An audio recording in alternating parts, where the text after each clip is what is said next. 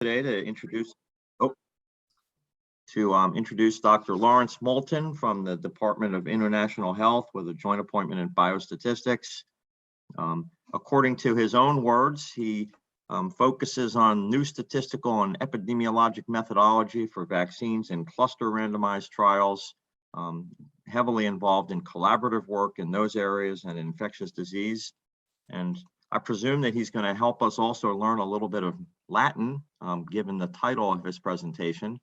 And so with that, Dr. Moulton, please go ahead and begin. Okay, well, thanks a lot for inviting me, folks.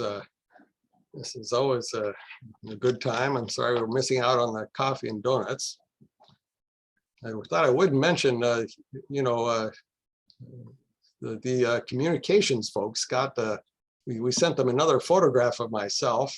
When you saw the flyer, that they used the one that was on my webpage, my faculty page. And that one, it doesn't really look like me because it's from 2003. It's one of my first phone selfies, and it was at the 50th anniversary of the City Lights bookstore there in San Francisco. But anyway, you're getting me in the flesh today. So those who don't know what ceteris paribus means, I assume you've all Googled it by now. But what I want to know is how to pronounce it. We don't have many people, native Latin speakers these days. And as far as I can tell, Americans tend towards ceteris, and it's the Brits who say ceteris. But I'm going to say ceteris because I think it sounds cooler. Anyway, let me get on to the next slide here. And, it wasn't my idea, it was Abe Lilienfeld's. This is a lecture that he gave a long time ago. It was a very, very good lecture, and I would recommend people going back and reading this. It was he put it together for the American Association of History of Medicine and published it in our. You can find it on JSTOR. My question here is, does anyone know when it was presented? I was there when he gave the talk at, I guess, after the History of Medicine one. I'm thinking it was the fall of '82.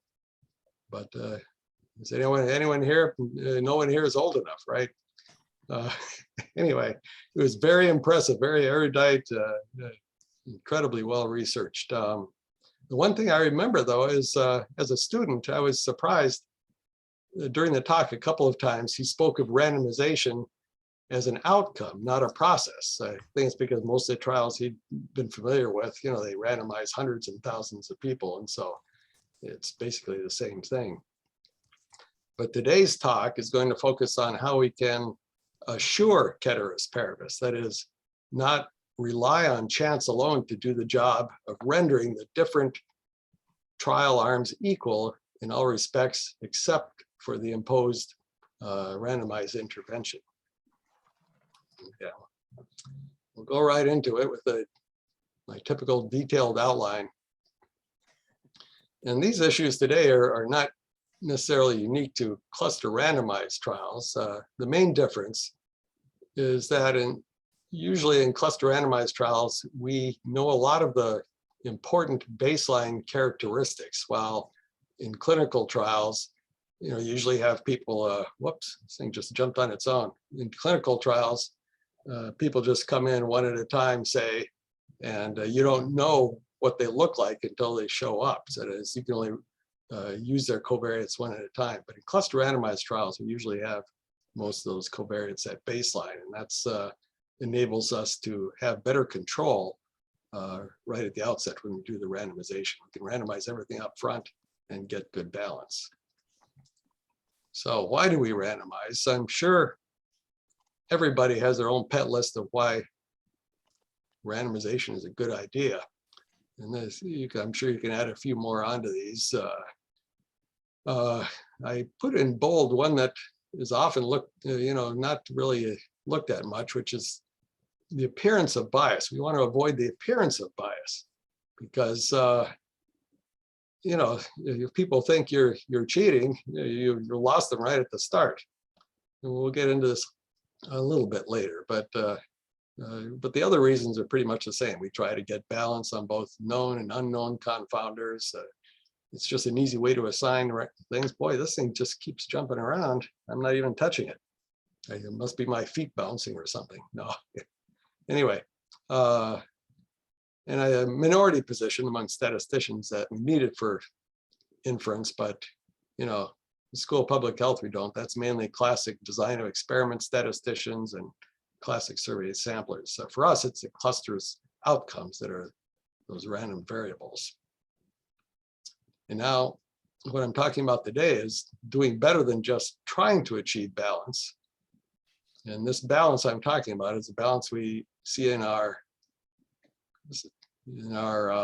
table 1 of any paper you publish. The table 1 that shows the 2 columns of treatment and control and what covariates you have and are they balanced or not. But we don't want to just attempt, we want to do it. Now here I'm introducing a technical statistical term, bad luck. And it's something I think everyone knows about, but we don't often think about much how to avoid it. Okay, what can we do? Well, stratification is the main technique we use when designing studies. We stratify on variables that we think are going to be important, or that people would criticize us for if we didn't. But there's problems with this, is that first, we may not be able to stratify on enough variables. And even if you do, you can still have bad luck. This is especially the case in cluster randomized trials where you may only have, 6 pairs or 8 total ones. Here we have, I want to make sure I get the right one. Yeah. So if you had 10 baseline covariates, you got 1,000 potential strata. And if you only have 20 clusters, there's no way you can handle that, right? And, we really have to worry about this, because when we have only 10 versus 10, you have 10 variables, you start getting a good chance of having a problem. I remember there's one individually randomized trial I was involved in that was had 1,000 people enrolled, and 3 of the 5 main baseline covariates, we had pretty bad imbalance. It was seriously bad luck. Now, we could subscribe to what Richard Royal called the Closerization Principle. That after you randomize, it's okay to close your eyes. Now, he said, for want of a good term for this, he invented a bad one, close your eyes. But anyway, his point was that really you don't want to ignore what was chosen, and so sometimes you get bad randomization. Maybe you should just re-randomize. Well, you start doing that, people start thinking, gee, you cheated. You randomized until you got what you wanted, right? That goes against the idea of the appearance being harmed, that you did the right thing. But you don't want to close your eyes. If you got a big study that no one is ever going to do it again on that scale, you want to think of what you want. You got to think up front about it. So what do we want for a randomized study? We want randomization to be unbiased, valid, and balanced. These are the three main criteria. And there's all sorts of ways you can restrict the randomization to achieve balance, but at what cost? Okay, in statistics, whenever you get something, you always lose something, right? There's always some kind of trade-off. So unbiased means every randomization unit has the same chance to get in treatment arm as any other unit. More formally, it's unbiased if the expected value over all the possible allocations, the expected value of the difference in the treatment means is equal to the true difference. Okay, it's unbiased. Valid, or what I'm calling Fisher-Bailey validity. It's at least in a completely randomized design, it's valid if any pair of units, okay, any 2 units have the same probability of being allocated to the same treatment arm. Okay, and Bailey has shown that this is a case. It's a sort of if and only if thing, really, that if the expected value of the treatment mean square is equal to the error mean square when there are no treatment effects. So this validity, it's a second moment consideration. It's dealing with correlation, really, variance of correlation, not just means, but whether there's any linkage between any pair or multiple pairs of units. Are they being assigned independently or not? And this is something we often don't think about because, each patient walks through the door, potential participant, we just, we give them what's the next thing in our block. But you can induce these kind of correlations if you start trying to balance out various covariates. And it all goes back to Fisher. I didn't have his first edition lying around, but he gave an example where he had 15, in the agricultural business, he had 15 pots, and you had a west side and east side to these pots, and each one had two types of plants in it, A and B, and he didn't like the idea you could flip a coin and say all the type A plants end up on one side, because that wouldn't be valid. It means everyone, all the plants on one side would be linked. They'd all get the same thing. You're better off making 15 separate flips, which you could have bad luck with. But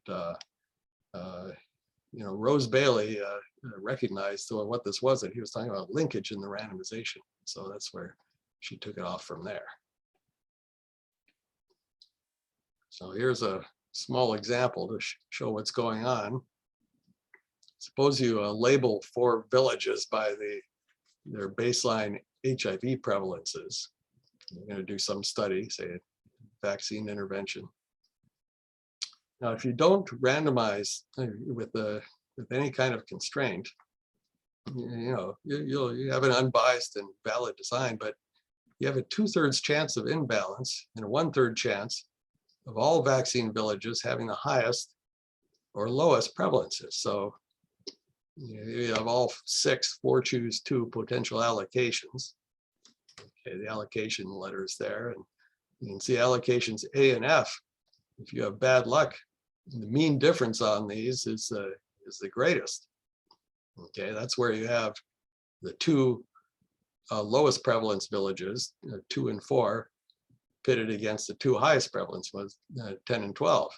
Well, you're not going to want to do an expensive study, even just for 4 areas, it starts getting pretty expensive, and more likely you're going to have 40 of them. You're not going to want to do this if you have a chance of getting those. So you might say, well, maybe I should just limit it to C and D. Okay, you only have a 1/3 chance if you don't limit it, but you could say, I'm just going to throw out A, B, E, and F. I'm just going to consider C and D and flip a coin. Am I going to take C or D? Okay, you can do that, and it's valid. I mean, not valid. It's not valid, but it's unbiased. So it's unbiased, but it's not valid because the units 2 and 10 are never on the same arm. 2 and 12 are always linked together, because to get that zero balance, you have to have the low prevalence one linked with the high prevalence one, or else the average isn't going to come out right across the 2 arms. So you're actually inducing that linkage there. I don't know why this thing keeps jumping ahead. I think I must have it on timing or something. That's my guess. It'll take me forever to find that untiming button. Anyway, so it's really, you could be thinking of as 2 and 12 or 4 and 10 as making up 1 randomization unit each, in which case you essentially lose 2 degrees of freedom right off the bat. Okay, and so it's really not like you have 4 randomization units, you only have 2. Well, clearly that's not desirable, and it's not valid. Okay, so we have a trade-off here. We want to constrain so that we get marginal or near balance on the relevant covariates, sort of like minimization. But we don't want to constrain so much that validity, that independence of assignment, is lost, which can set you up for criticism and maybe increase your type 1 error as well. So we can use any one of a number of algorithms. Here's just a very straightforward one, which is that you first figure out all the possible randomization outcomes you could have in an unrestricted design, and then make a pass through those, selecting any of the ones that you like. Okay, so far it sounds like cheating, but you take out the bad ones and you keep the ones that are acceptable to you. The next step is that you then check the degree of validity of that design. Once you get past one covariate, especially if it's a continuous covariate, there's no way you can get complete validity. Even one covariate takes a very deep knowledge of theoretical algebra to figure out how to do it. But we can get near validity. And you can make a matrix showing the number of times all pairs have the same, would end up in the same treatment arm. You can make a matrix, so you have down one side and the other, you have the numbers of the units. You can see how often they come together out of those randomizations that you've selected, and you want it to have a fairly uniform distribution, or at least not too wildly different. And then if it's not too bad, you can just go and randomly select one of those. Or you can either lighten the criteria to allow more possibilities and less and more validity to come in, or you can tighten up the criteria to get a closer balance. Okay, and then again, you just make one randomization selection at the end. Now this algorithm has been basically implemented in all the relevant software anyway. We got a couple of SAS routines. It's come out in Stata. You et al. Have put it both into R and in Stata, and they all all have a validity check there, so you can check and see. You definitely want to avoid situations like that example where 100% of the time one unit ends up with another in the same treatment arm, or 0%. But in general, I find from the various simulations I've done, if you have a 3-to-1 ratio of the highest to the lowest numbers of times the pairs can enter, it's not too bad. It doesn't mess with your type 1 error too much.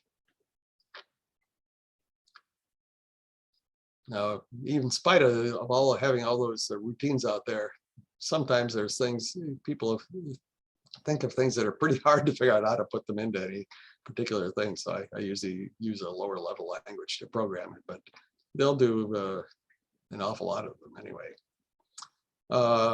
And there is a modification. If you have too many clusters and too many, even 20 in each arm is way too many. You start getting into billions of possible allocations.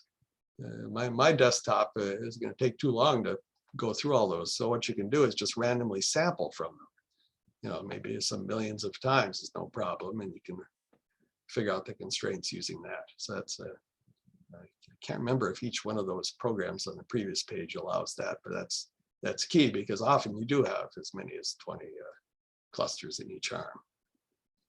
Okay. And there's a different balancing criteria you can use. Robin Butcher had an early good one, which is a weighted sum of squared differences in the covariate means across arms. Zhu and Kalbfleisch used the propensity score to match on. Some economists had their big stick approach, which is you specify in advance, I'm going to re-randomize until all my table 1 comparisons have a small p-value, which is probably not a good idea, but what the heck.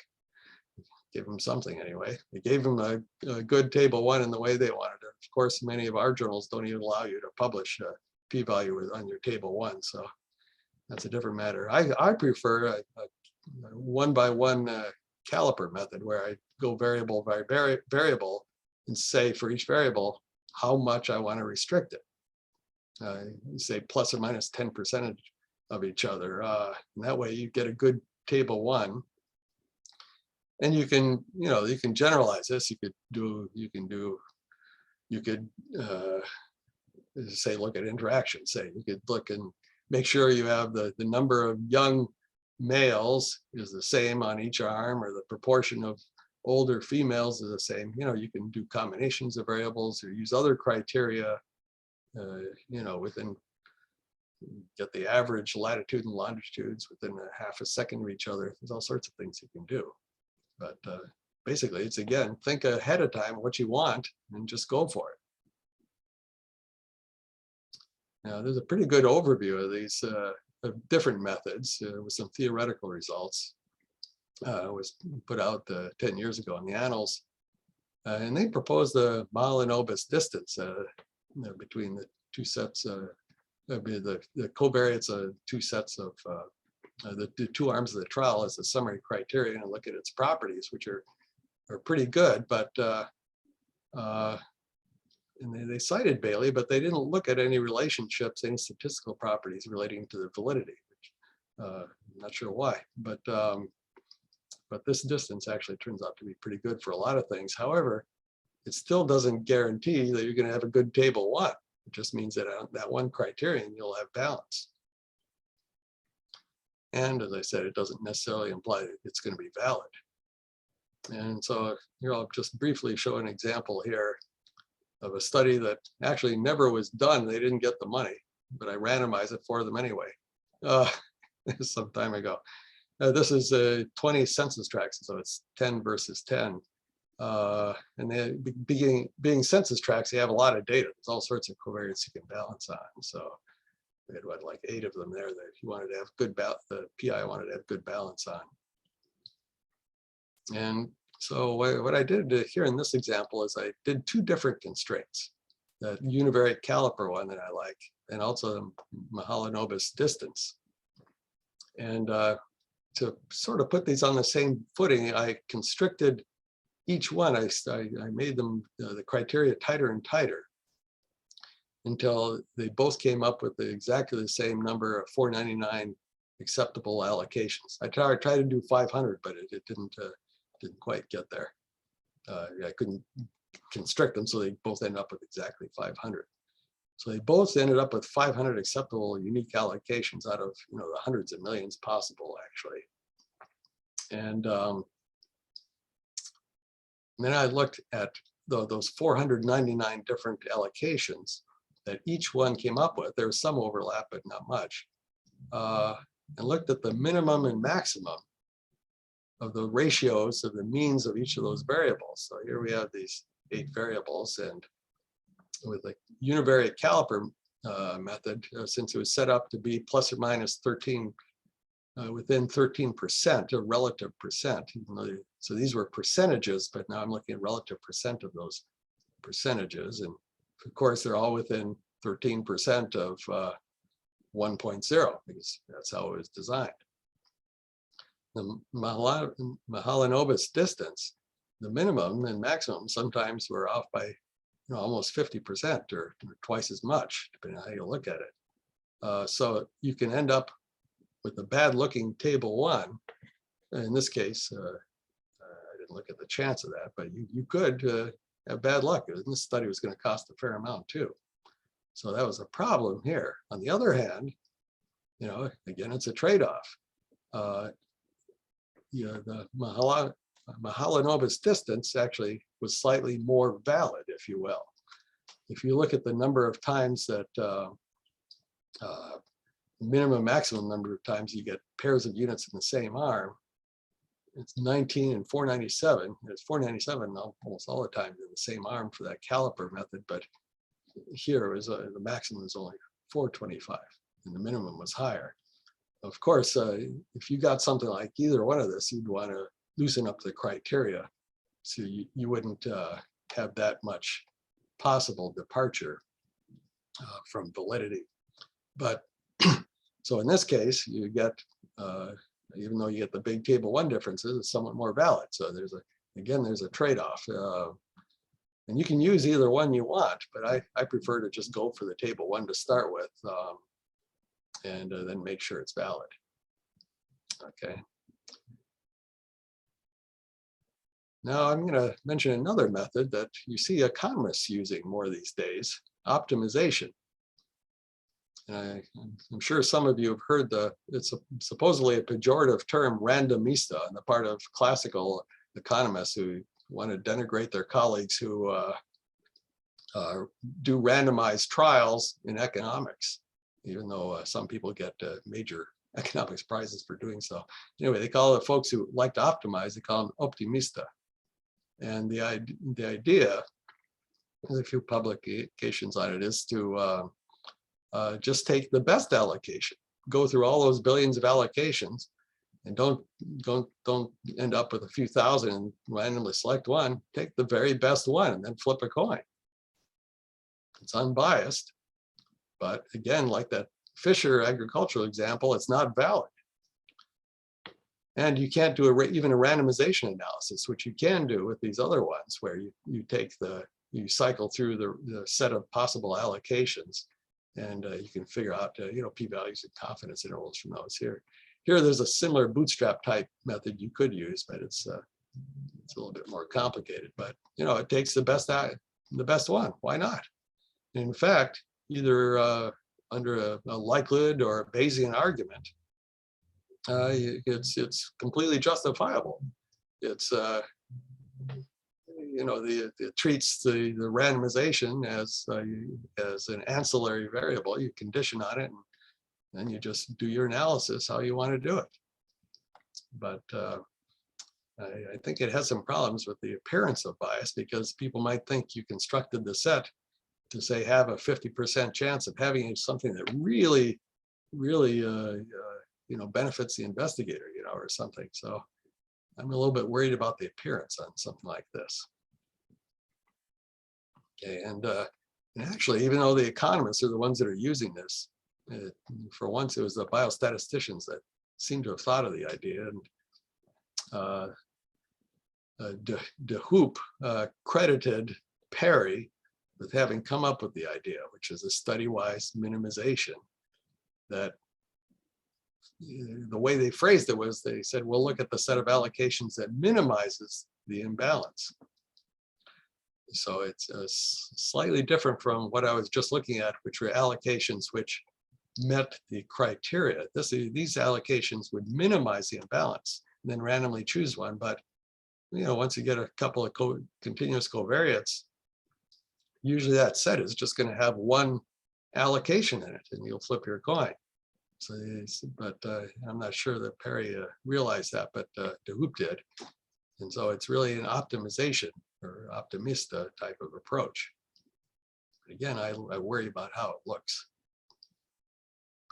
So let's get back to the matter at hand here, which is, what are the effects of a non-valid design on the frequentness properties? Okay, you worry about this because a lot of people out there are frequentists.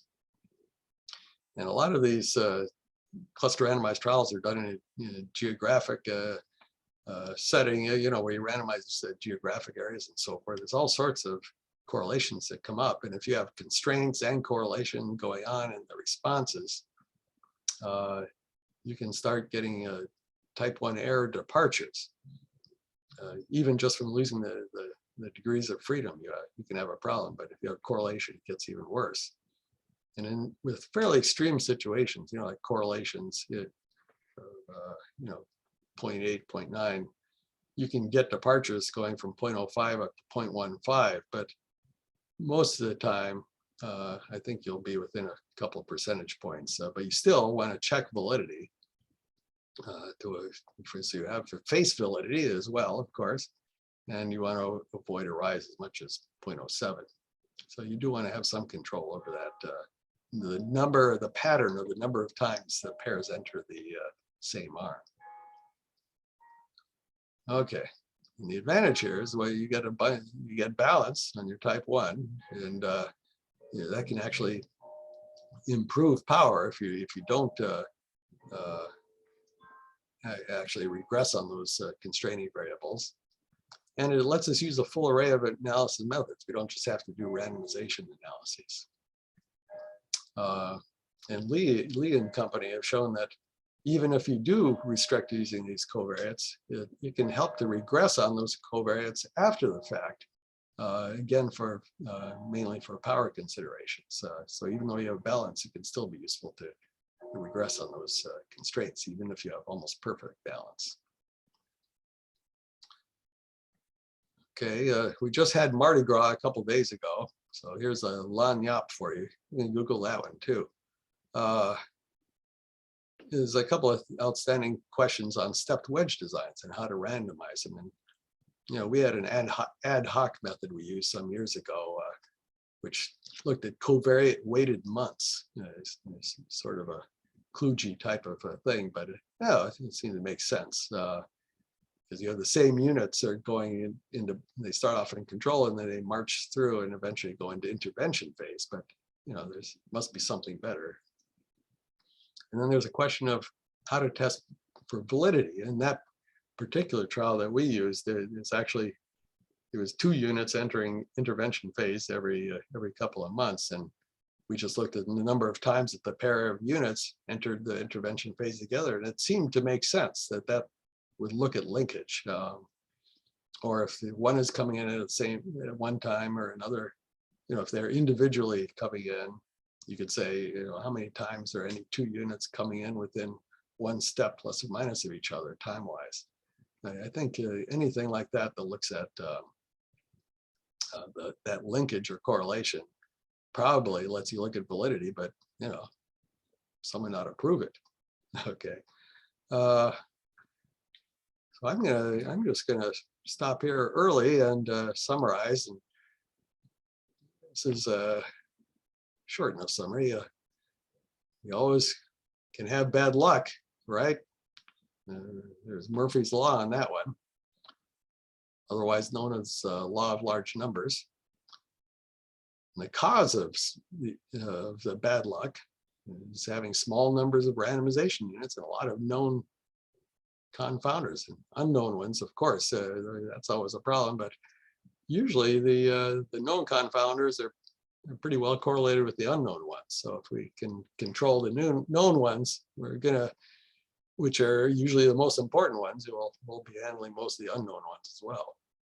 We can constrain the randomization to minimize the maximum loss, okay? And, but, unless you're using a randomization analysis, you want to use one of the regular things, our full array of analysis techniques. You should check to see if you haven't over-constrained, that is, if you've lost too much to Fisher-Bailey validity. So anyway, there's a few things there on randomization. And I don't know if there's any optimistas among you. I'd be interested to know about it. I'm not sure how much people are using this in the clinical trials, the optimistic thing, where you actually just have 2 possible allocations and you flip your coin, which is clearly not valid. But, if you're operating in a non-frequentist mode of inference, it's probably okay. At least you're not getting something that's going to be problematic, that everyone's going to say, oh, gee, you had huge imbalances there, and I don't trust regression for control, and you want your multi-million-dollar study to be believed. So I'll stop there. See what other questions we have. Larry, this is Barbara Hawkins. I just wanted to ask, based on your experience, is there sort of a number of clusters beyond which you don't worry so much about these issues? For example, if you had 500 clusters being randomized, would you worry, or would you still have the same concern, or be as concerned? Yeah, no, you're right. The more clusters, the less you have to worry. I think the largest cluster randomized trial that I've randomized had 212 clusters, and I was worried about it because there were an awful lot of baseline covariates we had, and it was even more complicated because it was a 2x2 factorial. So actually, when you get down to 54 per arm, then that starts to get to be a smaller number. So that one I definitely constrained on a lot of things, like including things like latitude and longitude and so forth. I did mention that even a trial of it was actually 1,100 kids once individually randomized. I've had incredibly bad luck. Even to this day, I can't believe it. Three out of the five, I think it was, main covariates for that trial were had p-values less than 0.05. Boy, we just couldn't. We checked the randomization over and over, but yeah, the more randomization units, the better luck you're going to have, and the more just regular strata you can put out there. So, and there's different kind of stratification, as you know. You can stratify by covariates. We also often, in individually randomized trials, stratify by order of entry. That is, you have a permuted block design. Okay, so we generally don't account for those blocks when we do the analysis, but we use it to just protect ourselves as much as we can. But a lot of these cluster randomized trials, they have 10, 20, 30, 50 total clusters, and if you have a lot of covariates, you start getting nervous. Well, as you pointed out in the cluster randomized trials, you typically know more about the characteristics of the cluster than in the regular clinical trial where patients entering one at a time. So at least you can think about the possibility of imbalance. Yeah.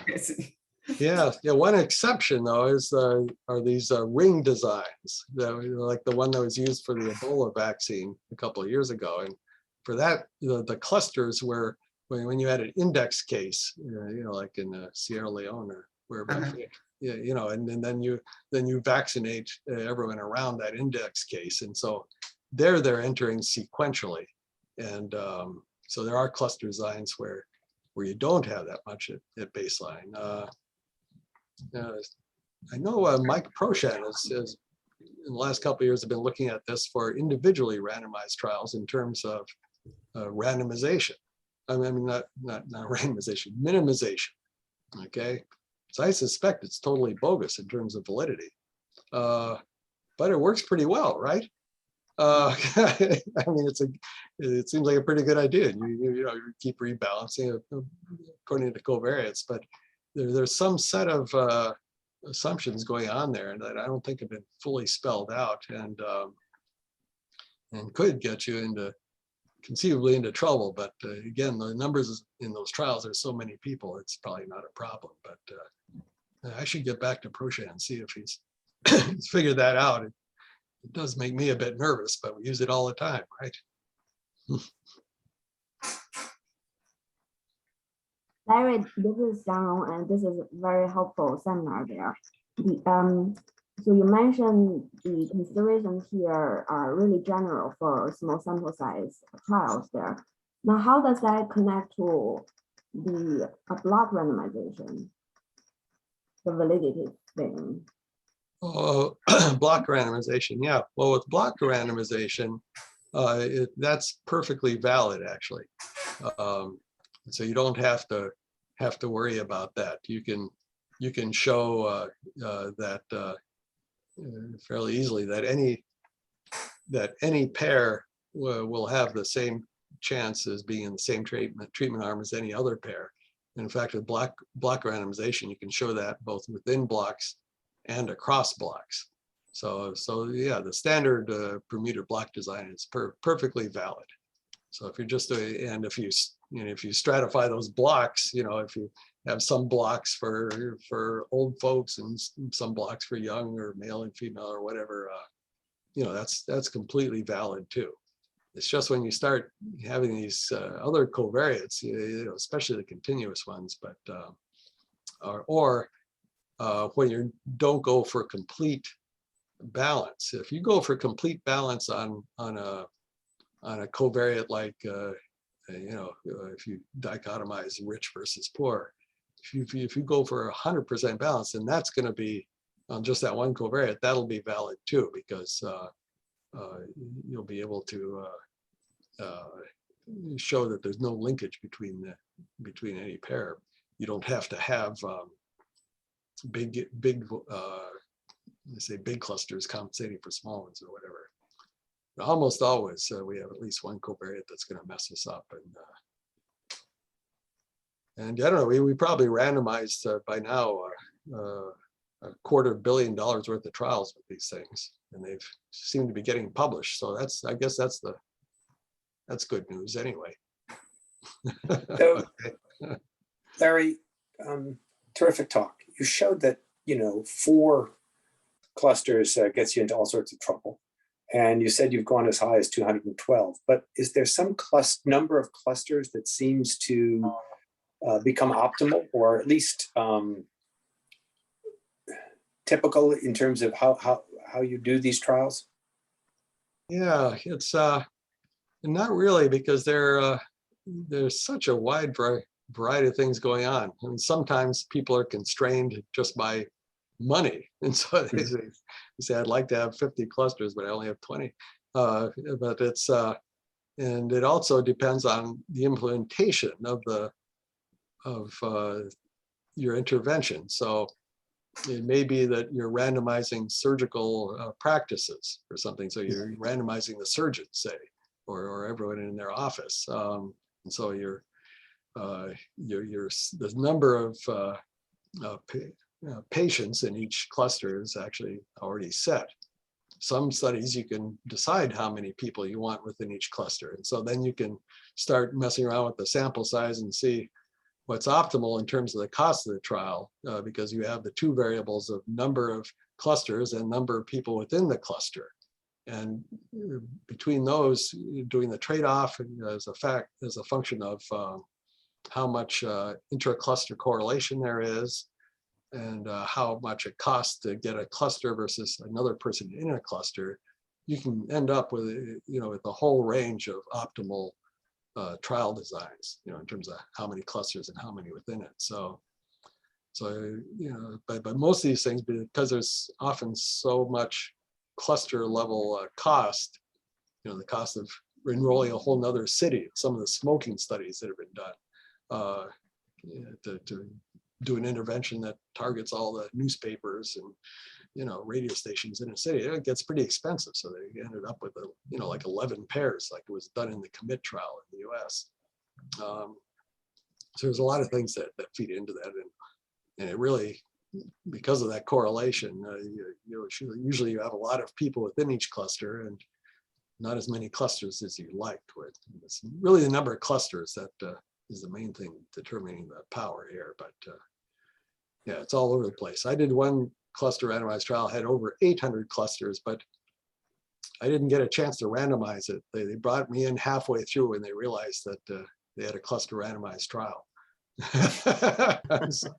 So that one, there weren't that many covariates, and I probably wouldn't have done much for the randomization anyway. We got another one with it's not really a trial, it's sort of it's a rollout, a randomized rollout of the RTSS vaccine, the malaria vaccine, in 3 countries in Africa. That has close to 1 million kids, and I helped with that randomization. I'm on the DSMB for it, actually, but you may have seen that it's been approved now for malaria. But that had 1 million kids, but quite a few fewer clusters. So. Great comments, Larry. This is Sharon again. Another question related to actually sample size. I think that's also related to the randomization ratio. Is that something? Just a minute, Shang-Rong, you're a little bit fuzzy on the mic there. You just speak a little slower for me. Okay, is this better? Yeah. Okay, so the sample size consideration, that also relates to the randomization ratio. If it's unequal randomization between 2 arms, could you comment on that related to, especially about the validity consideration there? Yeah, I just missed the first sentence again. I'm sorry, unless someone else heard it better. Yeah. Yeah. So, yeah, is this better? Oh, that's much better. Yeah, okay. Now we're good. All right, sorry. So I was asking about, in terms of the sample size, you made a point that it's the sample size available within each arm there. Now, if we're talking about 2 arms, but unequal randomization, So I just want to hear your comments related to unequal randomization in with the considerations of validity, especially. Oh yeah, yeah. Because sometimes we do. That's right. We do unequal randomizations, especially you know, if you have 3 different treatments being compared to a control arm. If you use Dunnett's approach there, then the control arm would be the square root of 3, you know, percentage of, you know, times 1 greater than the other arms. And so you'd have unequal sizes of arms. You get more of a problem of keeping it blinded, of course, in a cluster randomized trial, but that's no problem either. It's really just the linkage of any pair of clusters that you would worry about. And that linkage could happen just as often in that situation as in any other. So for that one, I would do the same thing. I would look and see how often any pair ends up in the same arm. And of course, you know, you can have a higher chance of being in any one of those other 3 arms. But for any given arm, you'd have a higher chance of being in the control arm, of course.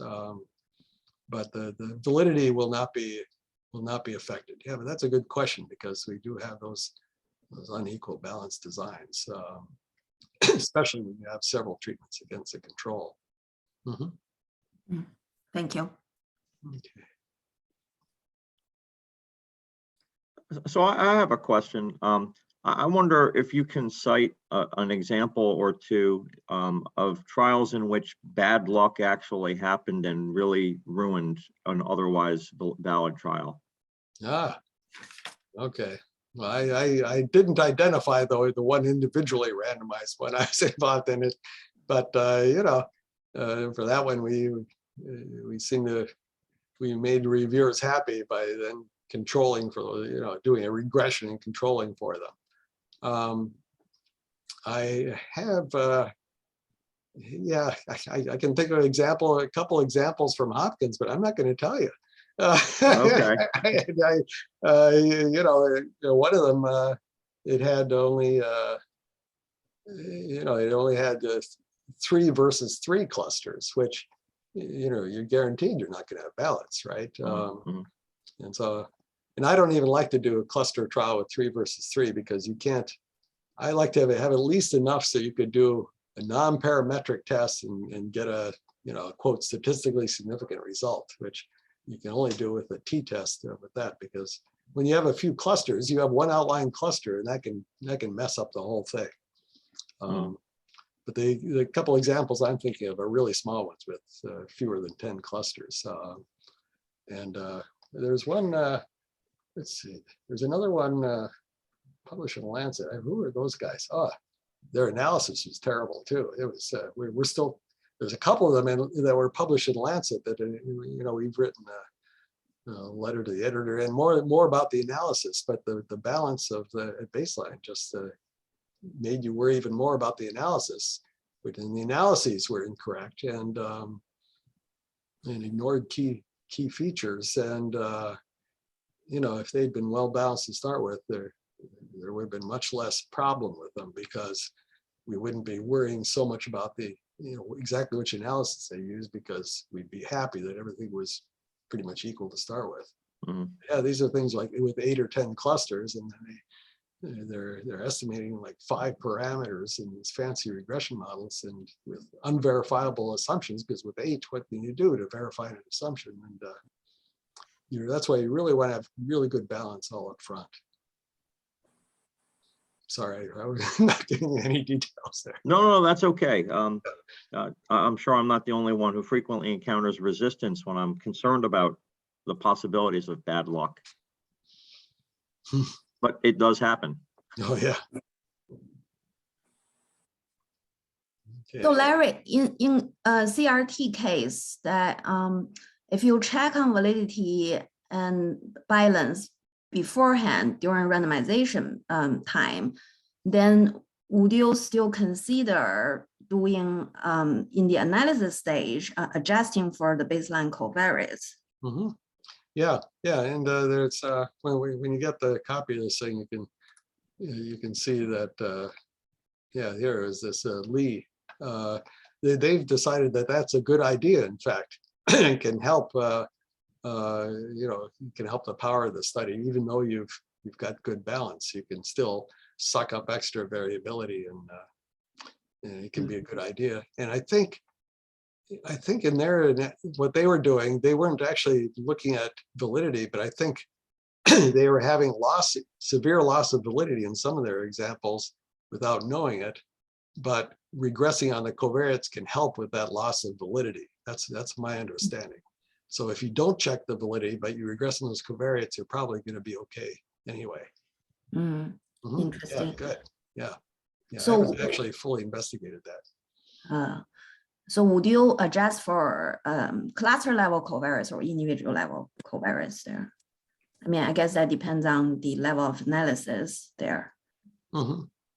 Yeah, you could do either, but you have to worry about the cluster level ones just because you know, you start burning up degrees of freedom then, you know, faster if you do that. So it's probably better to do just the individual ones if you can get away with it. Okay. Mhm. Okay, well, we're Okay. getting near the end here. Well, so I'd like to thank you very much for an excellent talk. Very interesting, and we really appreciate all your insights, and we look forward to future working together also. Okay, great. Well, thanks for Okay. having me here. And everyone have a great day.